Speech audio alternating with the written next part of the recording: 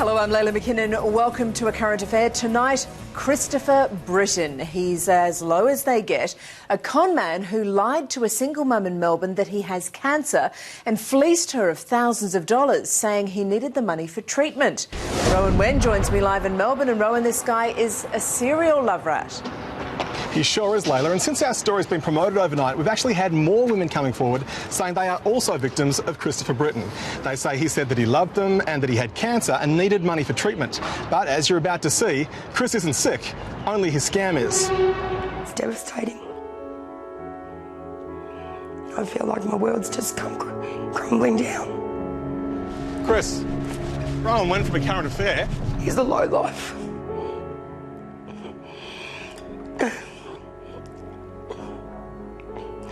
In my wildest dreams, I don't know of anyone who would do this to another person.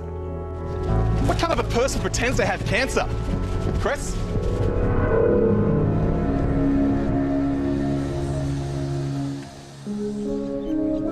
Wendy Carroll is broke and broken-hearted. I question everything. The good moments. I think everything was a lie. 7.5 years ago, this single mum decided it was time to try and find someone to love. She went online and almost immediately was contacted by this man, Christopher Britton. In time, Wendy says, she felt safe enough to share her heart with Chris. I've felt a bond, but I guess the love came later, and I did love him. A short while after the friendship became intimate, Chris delivered Wendy some devastating news.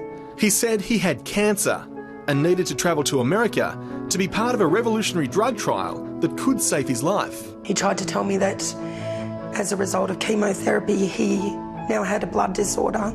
Chris claimed he didn't have the money to travel to the US and asked Wendy to help him out. It'd be the first of tens of thousands of dollars she would give him. There's $700, which I believe was for a car registration. Another $300 there, medications. All up, over 7.5 years, Wendy says she gave Chris around $50,000. Is that money you can afford to give away? No.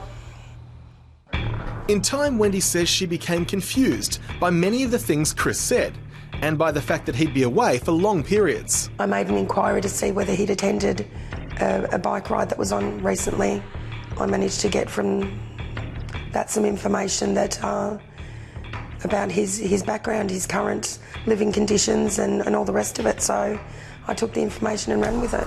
That information led Wendy here, to the house Chris Britton shares with his real girlfriend of 2.5 years. When Wendy confronted that woman, she received even more devastating news. I just feel like he's taken my feelings and just trodden on them. He didn't care what he did. It turns out Chris doesn't have cancer. He never did.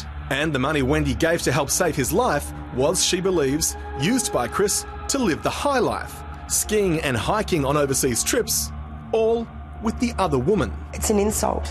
It's taking food out of my children's mouth. He's a low life.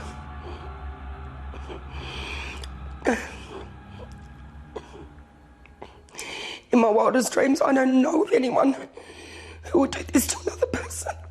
And sadly, Wendy is not Chris's only victim, far from it.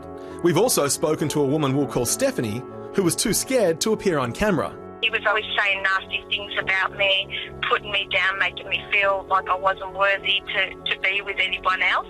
Stephanie also had an intimate relationship with Chris at the same time as he was dating and fleecing Wendy, while also living with this woman. Again, Chris played the cancer card to garner sympathy, a particularly callous move given what had happened to Stephanie's husband of 27 years. My husband passed away going on 5 years this August with bowel cancer, and Chris, after 2 months, told me he had bowel cancer and was suffering quite a lot with it, and thought he was going to die. Chris also asked Stephanie for money. It was only a year after he wanted $12,000 off me for some type of bike, racing bike or something he wanted. And since we've promoted the story, we've been contacted by a fourth lady who is also giving Chris money for cancer treatment he doesn't need and isn't getting. He was in contact with this woman claiming he was in America, even though we caught up with him earlier this week at his local gym in Melbourne's western suburbs. What kind of a person pretends to have cancer? Chris?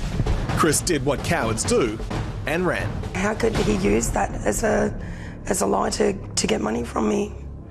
I just can't fathom why he would do that.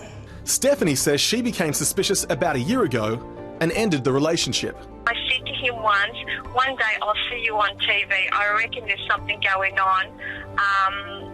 And when I did see him last night, I was absolutely in shock, but I was so happy just to know that he's being sprung. For her part, Wendy says she thinks she'll struggle to love again. She's speaking out in the hope that other women don't fall for Chris Britton's sick lies. He's a dog. He's manipulative. He's a liar. He's deceptive beyond words. He cannot be trusted. Well, that about sums him up, doesn't it? And Wendy has taken her case to police, claiming fraud. If you know anyone else who may have fallen victim to Christopher, send us an email.